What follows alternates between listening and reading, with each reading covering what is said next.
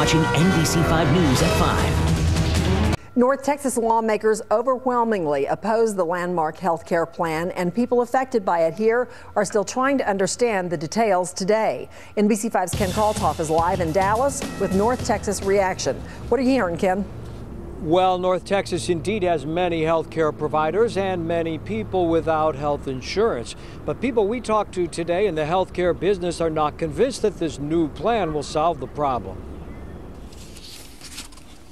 Okay. Dr. Carlos Venegas runs a small Dallas general practice with just himself and a receptionist and old-fashioned paper records to keep costs as low as possible. The Affordable Health Care for America Act.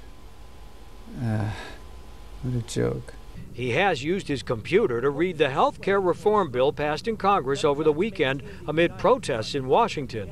He still finds key questions unanswered. I reviewed it again this morning. It's so nebulous on what's going to be in, what's going to be out. It's going to be this Chinese menu of what you'll sign up for. Custom Health Plans of Plano runs a website that could help some of the 30 million uninsured Americans get coverage. We're already looking for larger space, and I think that it's going to be a windfall in regards to not being able to handle maybe the business that we're currently getting. But the insurance man says tax increases come right away and new patients won't see coverage for years. Doctors are going to be overburdened along with nurses, and I don't know how you're able to, lower cost by that. I'm going to have to see what the reimbursement is, because if the reimbursement is very, very poor, just like Medicare, keep getting poor, I'm not going to participate in it.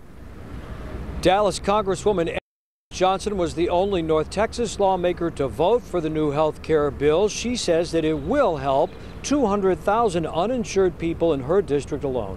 Reporting live, Ken Kaltoff, NBC 5, Dallas. All right, thanks, Ken. As we said earlier, several states, including Texas, are already preparing to challenge the new health care bill.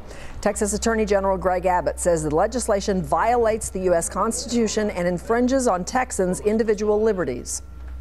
We want to ensure that people with pre-existing conditions will not be denied access to health care. There are ways of ensuring that people with pre-existing conditions can still have access to health care without these onerous burdens upon states that violate our constitutional rights.